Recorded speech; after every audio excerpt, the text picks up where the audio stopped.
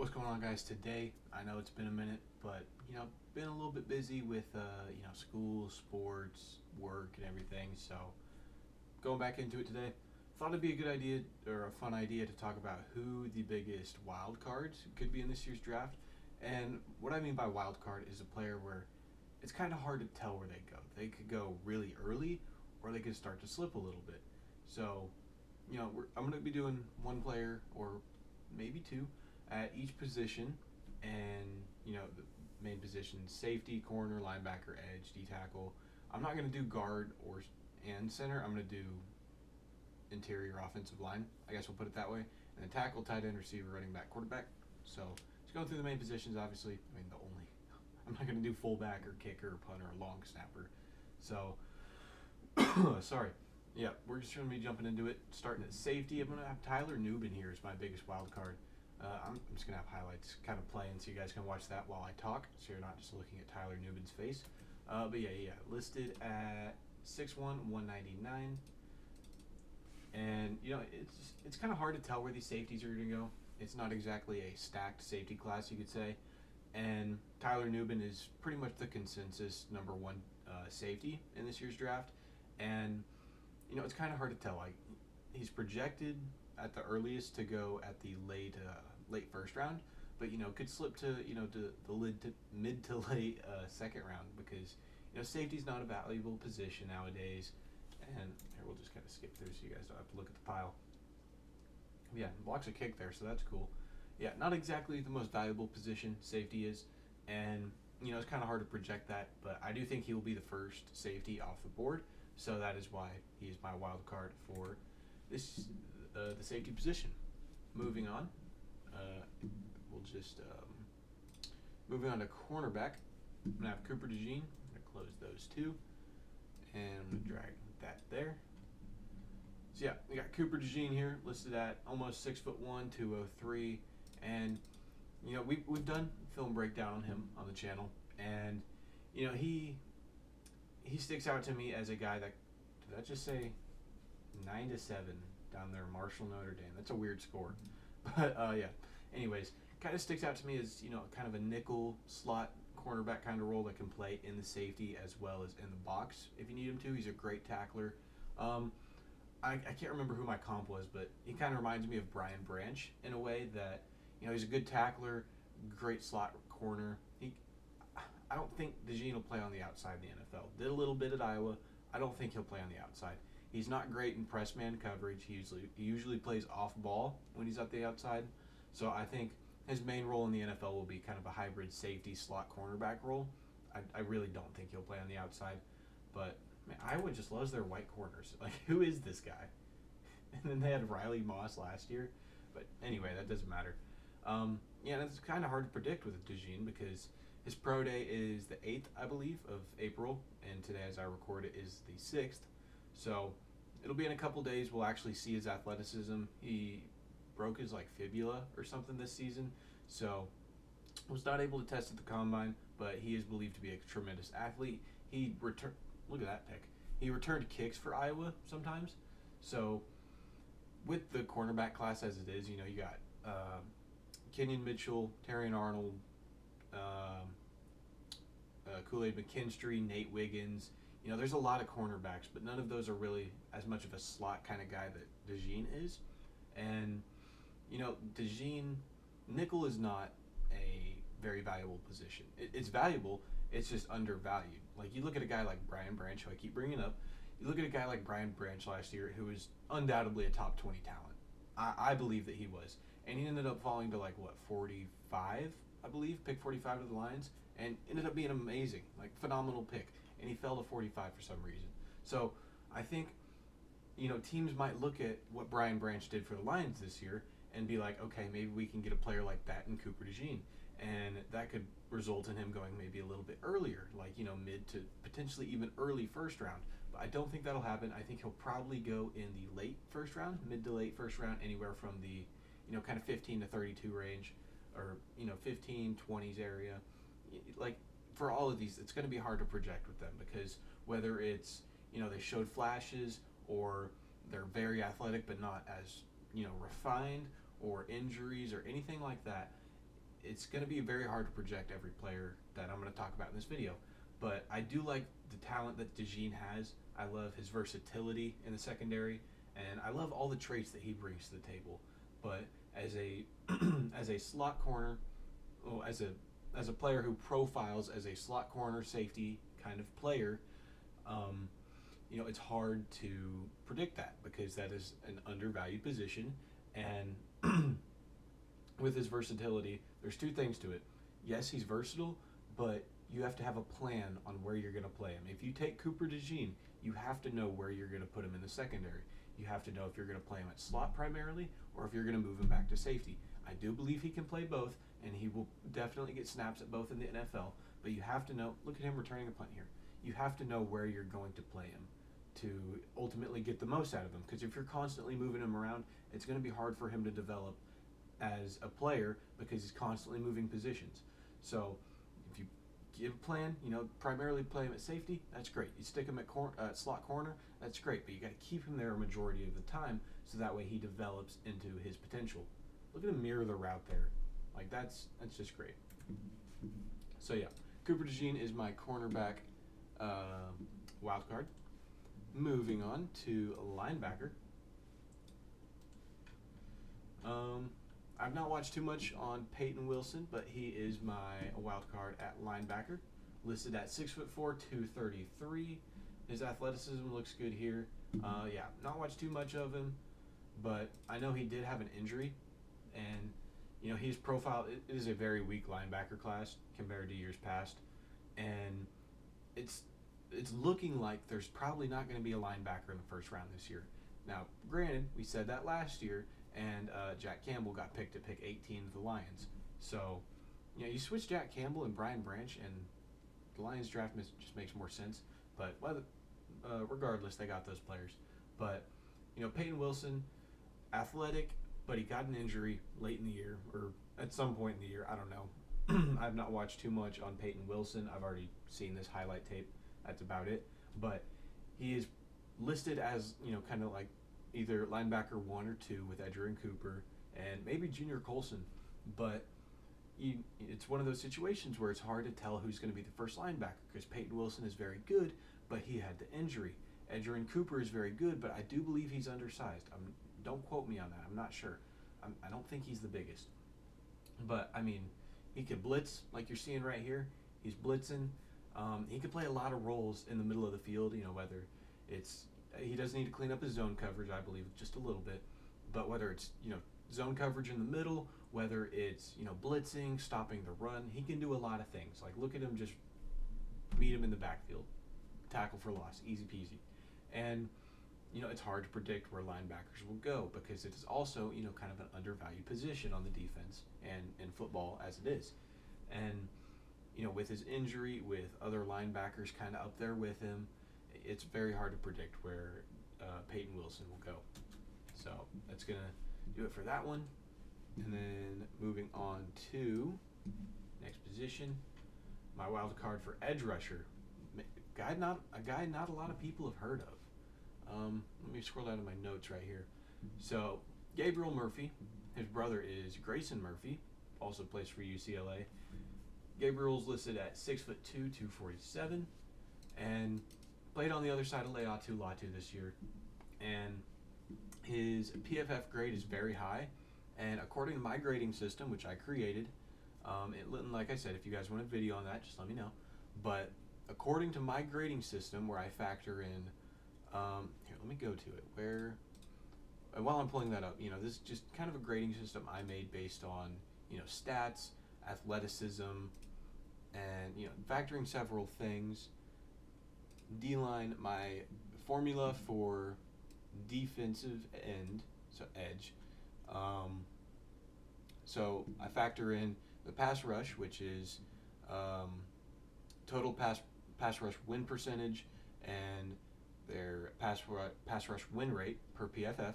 Also their run defense grade with their run stop rate, and then I also factor in the relative athletic score, and factoring in all assets of the game, whether it's stopping the run, rushing the passer. I have him with my grading system at defensive end number 5, the 5th defensive end, over a guy like Dallas Turner. And yes, I know this. It's just a stat system. It's nothing. It's not the tape. The tape always tells who a player will be. But the grading system that I have created for defensive linemen is, I believe that it tells something that the tape may not. And by that I mean kind of a diamond in the rough kind of player. I'd never heard of Gabriel Murphy before I created this system. I had a whole list of defensive linemen. His name was in there. I did all the formula, factoring in everything for them, and his name popped up because his grade was very high. He is, let's see, 1, 2, 3, 4, 5, 6, 7, 8th overall for stopping the pass, and also 8th overall for stopping the run. But factoring in his athletic score, words are hard. I'm kind of stuttering here because I'm trying to. There's a lot of things going through my head trying to explain it all. When you bring in his athletic score, there's a point system I have for that, and he had like an 8.88, which is very high. It's out of 10. Factoring in his athletic score with his production, that gives him a grade of 19.57. It's a system, just trust me. And he's a very good player, I believe. He will. It's hard to predict where he'll go because not a lot of people have heard of him, so he's not up there with the media. But I do think he is on the radar of NFL teams and GMs. I think he will probably go. I think based on kind of the unknown, because towards the beginning of the second round, usually there's a player. It's like not a lot of people have heard of him, and it's kind of a shock that they go that high. I think he'll be a guy like Derek Hall last year. I'm not comparing him as a player to Derek Hall. I think that his draft position and kind of his name relativity will be kind of like, I talked too long. We're just going to rewatch it. I think that his, oh no, that's Miles Murphy. Shit. Anyways, I think that his name relativity and, draft position will be like a Derek Hall of last year. I do like Gabriel Murphy a lot, and that's my wild card for defensive end. Also, I might mention Chop Robinson based on his, raw upside, but he's very athletic. Defensive tackle, you got T'Vondre Sweat, big boy in the trenches. Listed at 6'4", almost 6'5", 366 pounds. Ran a 5.27. That's not bad. That's very good. A 1.8 10-yard split for a guy that's almost 6'5", 366 is great. His athletic score is 68. I don't really care. This guy is a monster. Just do that. Okay. So, based on my back to my grading system, Sweat is the number 1 defensive tackle against the run, and surprisingly, this really surprised me, that he's the 4th against the pass. So this kind of tells me that he is very, well, maybe not very, but a lot more refined in his pass rush than people give him credit for or even know. Because, they're like, okay, he's a big boy, he's just going to eat up in the run game. But, I mean, look at him here. He's just facing the double team, just getting there. Like, a very good player, very big guy. He is 1, 2, 3, 4, 5, 6th overall as my defensive tackle for. This isn't my grading. Is not my final rankings. It just kind of helps me determine. But based on my grading, he is my 6th highest grade. The only thing bringing him down is his athletic score, which I factor in for everybody, so I have to do it for him. I don't think his athletic score is as bad as it looks because he's big as hell. So I think playing with a guy like Byron Murphy, which he did this year, is kind of a thunder and lightning kind of role. Byron Murphy, that lightning, I don't know what that throw was by Dylan Gabriel. Oh, that's not Gabriel, that's Rattler, of course. Of course it was. Kind of a thunder and lightning role they had at Texas there. And I like what he provides. I think he'll be probably kind of a mid-second rounder, I'd say. Could potentially go early in the second round, but I do think he'll be a mid, potentially late round, second round player. Yeah, like I've always said, it's hard to predict with these guys, but I do think that he will go a lot earlier than people think. I think he will absolutely go in the second round, no doubt. So that is my defensive tackle. Another guy I do want to mention, I don't have like a highlight tape for him. Uh, Chris, Christian Boyd. I think it's Christian. Oh, Christian. I'm stupid. I can't read. But Christian Boyd, a guy out of I think Eastern Iowa. I want to say. Hold on, let me fact check that. Give me just 1 second. Sean Boyd, Northern Iowa, not Eastern. My bad. Kind of a guy that's another guy I haven't heard of. And when I did my my grading system for it, this guy is the number 7 defensive tackle against the run, but the 3rd defensive tackle against the pass. And now I get he wasn't playing high level competition at Northern Iowa, but this is a guy who is athletic from the looks of it. He doesn't have like a relative athletic score. Athletic from the looks of it, and he's grading up there with guys like Byron Murphy, Leonard Taylor, Jerzon Newton for the pass rush, and then in the run game, he's up there with guys like Braden Fisk, Tyler Davis, Evan Anderson, He's above Jerzon Newton in both pass and run stop rate. So I mean, like he did play worse competition at Northern Iowa, but looking at the tape, he just eats guys. He's a very, very good player. I think he's a great player to watch. I do think he'll probably go in the early third round. He didn't even get a combine invite. That's how unknown this guy is. And I saw somewhere like he's working out at Cooper DeJean's pro day because Northern Iowa just isn't having one. So I think when scouts are there looking at Cooper DeJean, they're going to notice Christian Boyd on the other side of the room. Moving on to interior offensive line, I'm going to have Duke's Graham Barton. And this is a guy that you wouldn't really think he'd be a wild card because, everybody knows he's pretty good. But his relative athletic score is the 3rd highest of, I think, a guard or an interior offensive lineman of all time. Well, since 1987 when they started doing it. But 92, it's listed here, but his relative athletic score was a 9.99 out of 10. Look at him. Does this look like a freak athlete to you? I mean, he didn't do anything at the combine, but at his pro day, this guy he's just something. I like this. I like the gold circle there. But anyway, this is a guy who was projected to go in the late first round towards about a month ago, and now he's making his way, putting his name in the conversation of potentially an early first rounder, one of the first O linemen off the board. And he's got tremendous versatility. He's got experience at center. He's got experience at tackle. He's played a little bit of guard. And, combining his amazing versatility mixed with his crazy athleticism and his experience, this is a guy, 6'5", 313. So this is a guy who can he's got the size to play any position. His arm lengths are almost 33 inches, which isn't bad, but at 6'5", 313, that's huge for a center. It's about guard tackle size, but it's very big for a center. And he's got the size, he's got the athleticism, he's got the experience to play anywhere on the offensive line. So if you're in a position in the draft where you're like, okay, I don't know which tackle to go with, I don't know which center to go with between Jackson Powers Johnson. Do we get Jackson Powers Johnson? Do we dress tackle with maybe like a Troy Fautanu that's like mid first round? And then you see Graham Barton on the board, and you're like, okay, this is a guy that can play whatever we need him to play. If we have a hole at a certain offensive line spot, we can ask Graham Barton to play it for us, and he will most likely do it at a high level. He might take, maybe a year to get his feet in the ground because, this is 20-something, like young 20-year-olds going up against grown men, like grown 29-year-old men in the trenches who just have that old man strength.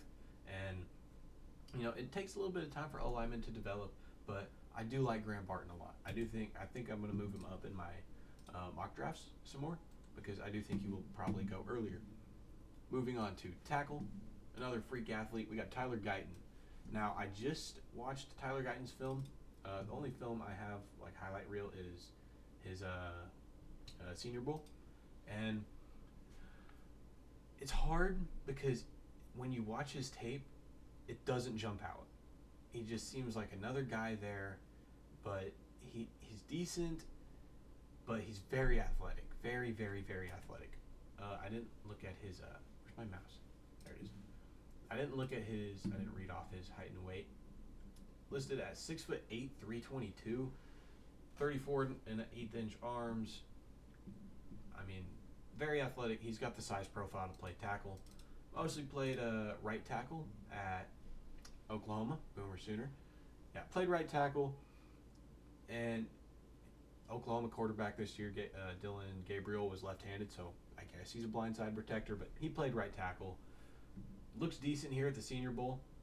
He just doesn't jump out to you on his tape, but he's very athletic. He will more than likely be a first-round pick, and I've heard reports saying that he could go as early as pick 12, like not to the Broncos, but like in that range. And looking at the other tackles, you start to pick guys over him, like a J.C. Latham, like a Troy Fautanu, and then obviously like Joe Alt, Talisa Fashanu, and actually, I've learned that it's Fashanu and it's Fuanga, not Fuaga and Fashanu. So it's Olu Fashanu and Talisa Fuanga. Like Tua Tagovailoa, it looks like Tagovailoa, but it's Tagovailoa. So it's kind of that Polynesian thing with the pronunciation of the AG or UAG, whatever. That's not the point. But it's hard to project where Tyler Guyton will go, because I've seen reports from like Daniel Jeremiah and Dane Bugler of The Athletic, like guys that are plugged into the league that know, that hear things, and they're like, okay, Tyler Guyton could go very early. And then, you're kind of looking at it, you're running through a mock draft, there's not really a spot that fits him. So it's very hard to project based on, hearsay, based on athleticism, based on everything. It is very hard to project where Tyler Guyton will go. So we're going to close that out. Next up, we got tight end, Theo Johnson, tight end out of Penn State. Might not have heard of this guy. Freak athlete. Now, can't remember where I saw it, but there was this thing where there was certain athletic traits that correlated to tight ends in the league that have been very good. And, it was just a list, like a spreadsheet of tight ends that have been very good in the league and their athletic traits from college. And up there was Theo Johnson. And, looking at this guy, 6'6", about 260, long arms, ran a 4.57, a 1.55 10-yard split, great broad jump and vertical, great agility drills. Didn't do the bench press, but that doesn't really matter. But we'll pull up the highlight tape for you. So yeah, this is a guy who can more than likely start off as a team's tight end too. He's not going to be the first tight end off the board, obviously. Probably not the second, but I do think he's making a very strong case to be the third tight end off the board. He'll more than likely, kind of be a tight end 2 on a team, but I think after a year or two, he'll probably step in as the tight end 1. Look at kind of like a Luke Schoonmaker from last year out of Michigan. Kind of a guy he'll go to a team that isn't exactly set at tight end, and he'll start to make a name for himself. Like, this guy could go to, maybe like the Dolphins. Maybe if the Bengals don't get Brock Bowers, they go with Theo Johnson and, in the third round. But I think Theo Johnson will probably go in the second round, I'd say. Late second, probably early third, but I'd give him a late second, based on projection, based off, I've done several 2-round mock drafts on my own. One will be coming soon. I will do a 2-round mock draft in the next week. But I think Theo Johnson is, like the title of this video, a wild card. Moving on to a wide receiver, I'm going to go with Xavier Worthy. Pull up highlights. Now, obviously, I have done a film breakdown on Xavier Worthy. Broke the 40-yard dash record, 4.21, Ran a 4.19 10-yard split, which is just average. He's just got a really good straight line speed when he gets going. 5'11", 165, not exactly the biggest hands, decent arm length, but, we know he's fast. And look at a player like John Ross from 2017, right? This guy was projected in the late first, mid-first round pick. Goes at pick 9 because he's fast, and the team wants to make the sexy pick in John Ross. Now, injury concerns with John Ross. I don't think there's any injury concerns with Xavier Worthy, but there are concerns with his hands. He has a very high drop rate. I think, what was it? it was like I think 13.4 per PFF. Don't quote me, but I do believe I'm pretty sure his drop rate was something around that. It was very high. In my film breakdown, there were several drops that we saw, and that's a serious concern. You kind of like your receivers to be able to catch the ball. That's pretty important. But for a guy like Xavier Worthy, who's just got this otherworldly speed, it's hard to project where they'll go because all it takes is one team to be like, I like this guy's speed. We need a speed guy. Let's bring him in.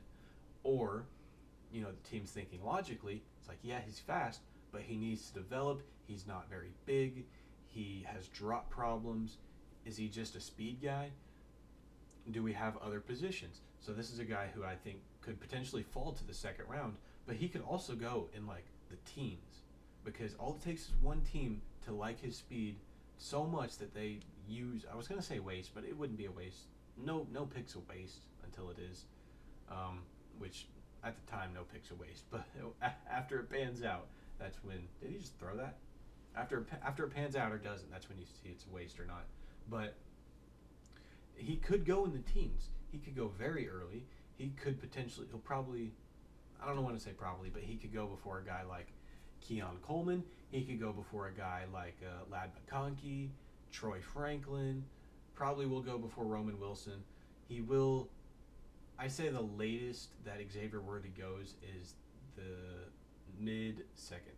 I think he'll probably go, I would take him in, the early 40s range. I'd say that's about where I'd take him. But he could go so early. Like, we could see him off the board before pick 20. Like, it's very hard to project because of his speed. So, I guess we'll see when April 25th comes. Moving on to running back. I'm going to have Blake Corum. Now, I have a reason here. And it's not a conspiracy theory. First off, listed at 5'8", 205 pounds. Decent athlete, workhorse, just a workhorse at Michigan. Now, this is why I think he's a wild card. Chargers, pick at pick 37. What do they need? A running back. Who's their coach? Jim Harbaugh. What does Jim Harbaugh like to do? Run the damn football. And who is his football runner at Michigan? Blake Corum. Who will probably be on the board? Blake Corum. See where I'm at? Because he won't be a first round pick. He will not be a first round pick. He will, if the Chargers don't pick him with Jim Harbaugh, he will probably go in the late second, maybe mid second. But with Jim Harbaugh needing a running back, loving his Michigan guys, obviously he loves them all. Hyping up JJ McCarthy, like he loves his Michigan guys. With the Chargers need a running back, with Blake Corum being his guy, I mean, he trusted him to run it like what, 10 straight times at one point. I don't know, it's something ridiculous. But that is why I think that he is a wild card. I was going to do Jonathan Brooks just because he's very good, but he tore his ACL towards like the middle or late part of the season last year. But I think that Blake Corum is more of a wild card because his most likely spot is pick 37 of the Chargers. If he doesn't go at pick 37 of the Chargers, it could start to look kind of like a free fall for him. A guy like Jalen Wright from Tennessee, Bucky Irving, what's that? Florida State running back. I can't think of it. But, Blake Corum's a guy that he's very good. Obviously very good. You see it right here. Just breaks like 3 tackles. He's very good, but there's other running backs with better athletic traits that could go before him. But, like I keep saying, with the Chargers at pick 37, it's hard to imagine that Jim Harbaugh wouldn't do this. So that's why I think he would be a wild card at a running back. I mean, just hurdled the dude right there. Moving on to quarterback or quarterbacks, because I got 2. Got Michael Penix Jr. and Bo Nix. So I'm just going to drag them both here. We'll do that, and we'll do that. So, reason why I say both of them, because I think that these guys will go hand in hand with Michael Penix Jr., who I still think looks like Lil Durk, and Bo Nix, who definitely does not. All right, Bo Nix, 6'2", 214. Michael Penix, 6'2", 216. So very similar size. One's a lefty, one is a righty. So with these guys, I'll kind of switch over about like halfway through what I'm talking about. Here, let me make this bigger real Okay, so with Michael Penix, we have done the film breakdown. I've not done one on Bo Nix. I more than likely will at some point. But with Michael Penix, we've seen the way it just zips out of his hand when he throws the ball. It looks beautiful. He's got a quick release. He's got decent accuracy. Not so great under pressure. But other than that, he's a very good quarterback. But he's 23. He'll be 24 during his rookie year. He has suffered 4 season-ending injuries, none of which were at Washington, to be fair. But with he's torn labrum, torn AC, broken AC joint in his non-throwing shoulder, that'd be his right shoulder, and torn ACL twice. Those are very, very scary for NFL teams. If the medical checks out, he's all good. He could likely go in the first round. But if a team is not comfortable with that, it is likely we could see him picked in the second round. But with Bo Nix, he does not have the injury history that a Michael Penix does, but he is just as old, and he is literally the most experienced college quarterback of all time. Most starts of all time, and wasn't so great at Auburn, was very, very good this year for the Oregon Ducks.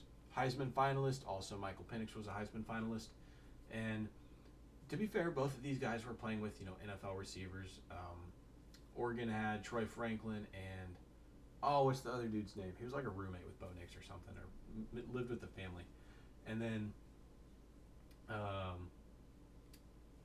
Michael Penix Jr. Sorry, lost my train of thought there. Michael Penix Jr. played with Rome Odunze, Jalen Polk, Jalen McMillan, and I mean, you can't knock a guy for that. You can't knock them. They're going to be playing with NFL receivers when they get to the NFL. So seeing how well they connect with good receivers, it just makes sense. Like, you can't knock a guy like Michael Penix Jr. for playing with NFL caliber receivers, because he's going to in the NFL because they're already there. But with Bo Nix, he doesn't have the injury concerns, but he has a little bit more, concerns as a player. I mean, his accuracy is a little bit spotty at times. Not so great footwork. Well, no, not footwork. Throwing mechanics. His mechanics are spotty at times, but his footwork's fine. I haven't done as much of a film in-depth breakdown. I've seen a game or two, but with Michael Penix and Bo Nix, these guys are the most wild card players in this draft. That's the reason why I did quarterback last, because this one will probably take the longest to talk about. You look at the top 4 QBs: Caleb Williams, Drake May, Jaden Daniels, J.J. McCarthy. Those guys are top 5 locks. Maybe not J.J. McCarthy. He's a top 10 lock. I'd say top 7. A team will have to move up for him if they want him, like the Vikings or the Giants. But the first 3, top 3 locks, top 4 locks, top 5, top 3. We'll say top 3. And so you look at 2 guys like Michael Penix Jr. and Bo Nix, who you don't know where they're going to go. They could go at 12 and 13 to the Broncos and Raiders, or they could fall to the second round because they're old and or injured, or injury history. And I think whenever one of these guys go, the other one will go not very far after, because once the first 4 will be off the board, and once a team, like, let's say the Broncos take him at 12. Okay, let's say the Broncos take Bo Nix at 12. The only other QB after Michael Penix Jr. is Spencer Rattler or Michael Pratt, which is not going to be a first-round pick. They'd be lucky to go in the second. Michael Pratt won't. Spencer Rattler could go, but I think he'll probably go in the early 3rd. But these are... I don't listen to anything about whether or not a quarterback will... where a quarterback will go at this time of the year. This is speculation time, where there's going to be smoke screens everywhere saying, oh yeah, Michael Penix Jr. will be a first-round lock. And they also said that about Hendon Hooker. They said that about Will Levis. They've said that about Malik Willis back in 2022, saying he'd go at 2 to the Lions, saying he'd go at 20 to the Steelers. And all of those guys fell, except Will Levis, who fell to the second. All of those guys fell to the 3rd round. And they didn't have the injury history. Well, Hendon Hooker did. Hendon Hooker, I'd say, is a lot like a Michael Penix, where they're a little bit older. They have the injury history, but I'm not so worried about it with Michael Penix. I'm not worried about it, but I think NFL teams might, because he played 2 full healthy seasons at Washington. And he hasn't been injured in 2 years. He looks good and he plays good, but he's older. Same with Bo Nix. He's older. And yes, they're more experienced, but by the time they get to the end of their 4 or 5 year rookie contract, they're going to be 28 or 29 years old going into their second contract. And you look at a guy like J.J. McCarthy, who's 21, he's going to be 25 or 26 by the end of his rookie deal. Like, that's a big difference for development and team building, because your quarterback is going to be in his prime on his rookie deal, yes, but if he's playing well, he's more than likely going to start to regress at some point very soon after the end of his rookie deal, because it's very rare to see a guy like Aaron Rodgers or Tom Brady play at a high level in their mid to late 30s. We've seen, look at Joe Flacco, who won the Super Bowl back then and got the big contract and then regressed. He never did good because he was on kind of that downhill slide, and it's just hard to imagine that Bo Nix and or Michael Penix, by the end of their rookie deal, are going to be playing at a high enough level where you'd be comfortable giving a $300 million contract to. And because that's what it'll be up to by that time, more than likely, for an elite quarterback. And it's hard to think about, how many years are we going to give them? Because yeah, they're playing good now, but in a year they're going to be 30 years old. So how comfortable are we with giving them a 6-year deal, because they're going to be 36 by the end of it? They're 35 years old by the end of that deal. And it's very rare to see a QB play at a high level at 35, 36 years old. That doesn't happen often. We saw how fast Drew Brees fell off with his arm strength. We saw how fast Ben Roethlisberger wasn't good. Like I said, it's rare to see a guy like Tom Brady or Aaron Rodgers play well into their mid to late 30s. As a Chiefs fan, I'm worried about Mahomes doing that. He's not gonna, but it's kind of in the back of my head. And we'll switch back over to the Michael Penix film. And it's just hard. If I were a general manager, thinking about that, thinking about a future contract, if they pan out, if they're not good, then you're just wasted a pick in the first round on a guy that, this is a stacked class. This is a very good draft class.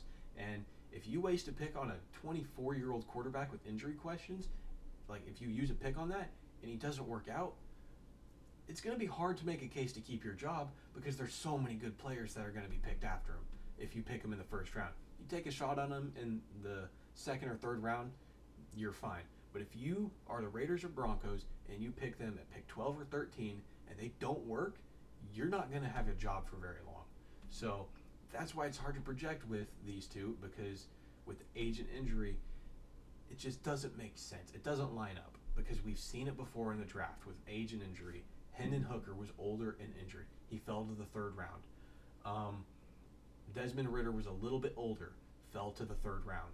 Malik Willis was high upside but not very good, fell to the third round.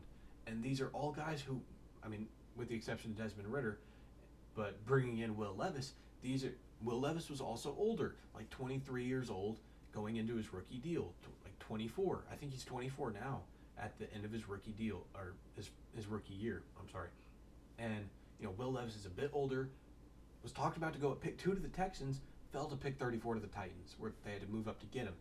And, looking at guys in the past who are older, have the injury questions, and aren't an elite talent, they fall. They have every time.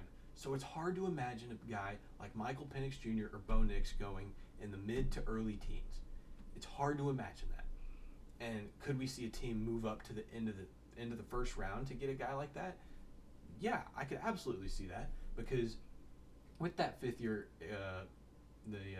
option, that gives you, if they're kind of mediocre, it gives you another year to figure out, okay, can they put it together for this year? So I kind of was rambling here, but that's just kind of where I'm at with these two QBs. And I do think when one goes, the other will not be too far after. The team will probably have to move up if, like, let's say the Broncos go with like Dallas Turner at 12 and the Raiders pick Michael Penix Jr. Not a lot of teams after that need a quarterback, but we could see a team that does move heaven and earth to move up to make sure that they get Bo Nix or vice versa. So it's so hard to project where these two guys will go, especially Michael Penix Jr. I think Bo Nix will probably go off the board first, but I mean, I do think Michael Penix Jr. is a better player than Bo Nix, but he's got the injuries. So it's just really hard to predict. I went on a long tangent there. Sorry if you clicked off and got bored of me, but I do appreciate it if you guys have watched all the way to the end of this video. And that's where I'm at with this. I think this is going to be a fun draft. This is going to be a really fun draft. And I'll just keep playing this while I close out.